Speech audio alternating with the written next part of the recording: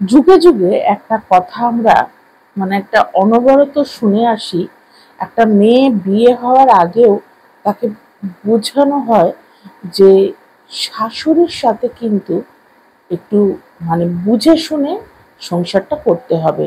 অর্থাৎ মেয়ের বাবা মা যেটা শেখায় যে শাশুড়ির মন জুগিয়ে চলবি, শাশুড়ি যা বলবে তাই শুনবি। কারণ বৌমা শাশুড়ির একটা প্রচলিত কথাই আছে, বৌমা শাশুড়ির বন্ডিংটা ভীষণ, একটা সেই দড়ির মতন।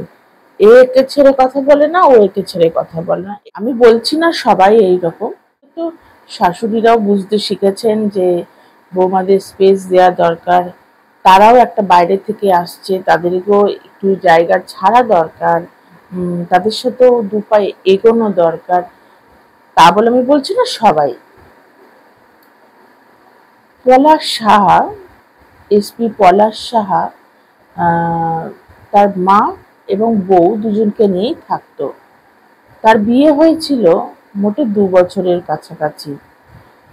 বউকে ভীষণ ভালোবাসতো, তেমনি মাকেও ছাড়তে পারতো না, আবার বউকে। এই দুজনকে ছাড়বেই বা কেন? মাও পৃথিবীতে সবচেয়ে আপন, মায়ের মতো নিরাপদ আশ্রয় কিছু হয় না।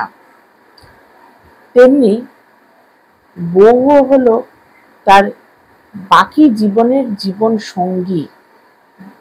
তাকেও ভালোবাসতে হবে, তাকেও সম্মান দিতে হবে।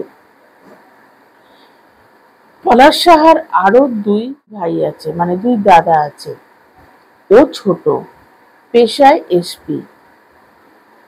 তো মার সাথে বউয়ের কিছুতেই বন্ডিংটা হতো না। বন্ডিং হতো না এক্ষেত্রে একটু আধটু না, বেশ যথেষ্ট ভয়ঙ্কর। মা চাইতো বউকে সে ডিভোর্স দিক, দিয়ে তাকে বাড়ি চলে যেতে বলুক। আর বউ চাইতো তার মা অন্য ভাইদের কাছে চলে যাক, এখানে তারা স্বামী স্ত্রী দুজনে সংসার করবে। এই দোটানার মধ্যে দীর্ঘদিন ধরে পিষতে পিষতে নিজেকে অবশেষে সে নিজেকেই বলিদান দিয়ে দিল। অর্থাৎ সে এই পৃথিবী ছেড়ে চলে গেল না, চলে যেতে বাধ্য হলো।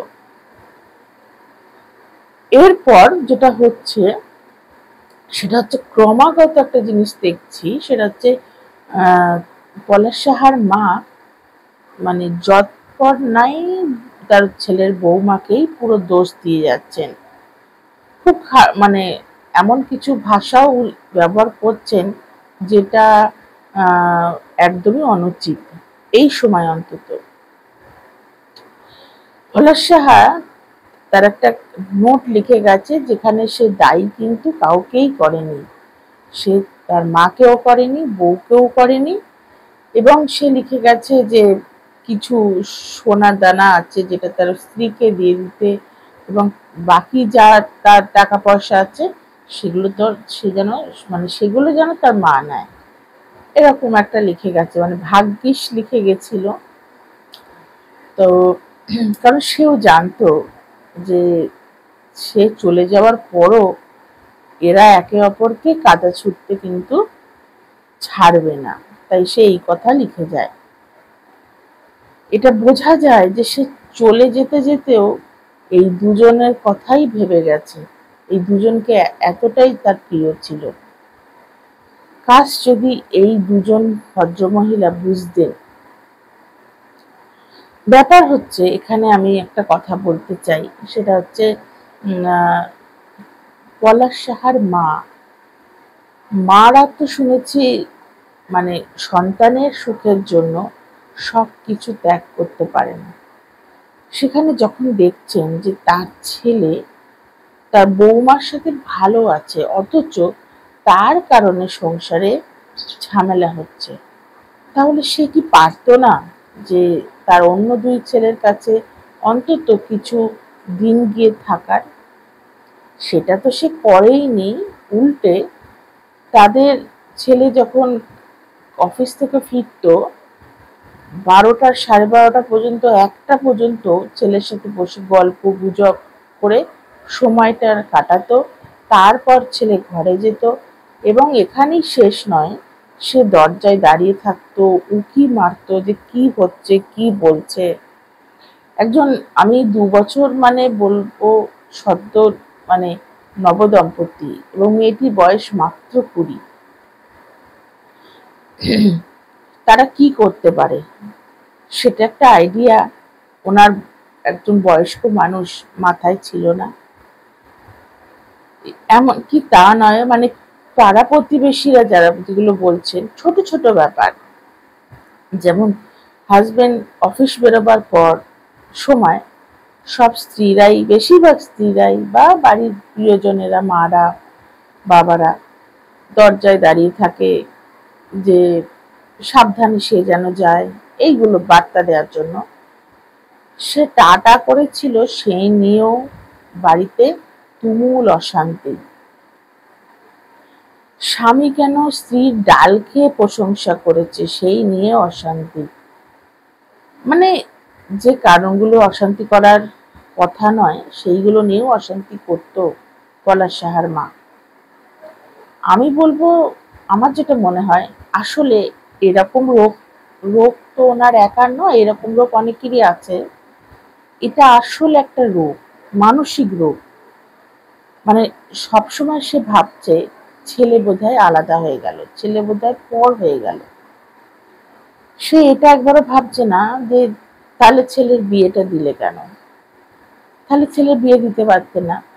কারণ বিয়ে দিয়ে সংসারে প্রতিদিন অশান্তি, নিজেকে অশান্তি ভোগ করতে হচ্ছে, ছেলেকে অশান্তি ভোগ করতে হচ্ছে, পরের বাড়ি থেকে যে মেয়েটা এসছে তাকে অশান্তি ভোগ করতে হচ্ছে।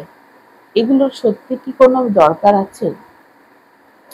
আর বৌমার ক্ষেত্রে বলবো যে বৌমার ক্ষেত্রে তো বেশি কিছু বলার নেই, কারণ সে তো এসেছেই শ্বশুর বাড়িতে সংসার করবে বলে। তারও একটা মানানোর হয়তো একটা মানে লেভেল আছে, সে কতদূর করবে। তাও আমি বলবো একটু চেষ্টা করতে পারতো। মানে বলে ভালো কথায় বনের পশুও বাঘ মেনে যায়, এখানে তো মনুষ্য মাত্র। এত লড়াই চলছিল, দেখুন সেই কিন্তু সব ঠান্ডা করে দিল। কি হবে, কয়েকটা দিন এগুলো চলবে, তারপর কিন্তু যে যার মতন ঠান্ডা হয়ে যাবে, বৌমা বৌমার মতন, শাশুড়ি শাশুড়ির মতন। মাঝখান থেকে সেই মানুষটা যে দুজনকে অফুরন্ত ভালোবাসতো, সে মানুষটা চলে গেল। এখানে মানে আজকে খুব একটা ভালো দিন, আজকে মাদার্স ডে, মাতৃ দিবস।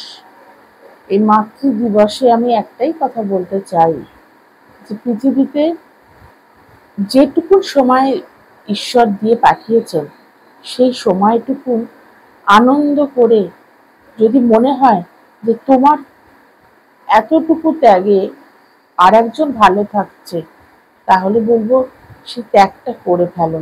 কারণ সে যখন ভালো থাকছে, অটোমেটিক্যালি দেখবে তোমারও ভালোই লাগবে। যদি তোমার সে প্রিয় মানুষ হয়, তাহলে ভালো মানে সুস্থভাবে ভালোভাবে পৃথিবীতে থাকাটাই সবচেয়ে কঠিন কিন্তু ব্যাপার। চলে যাওয়াটা খুব সহজ, 1 সেকেন্ডে চলে যাওয়া যায়, কিন্তু বেঁচে থেকে লড়াই করাটাই হলো সবচেয়ে কঠিন এবং সবচেয়ে আনন্দের। যাই হোক, ভালো থাকুন আপনারাও, ভালো থাকুক পলাশ, যেখানেই আছে সেও ভালো থাকুক, সব মায়েরা ভালো থাকুক, সব সন্তানেরা ভালো থাকুক। দেখা হচ্ছে পরের একটা ব্লগে।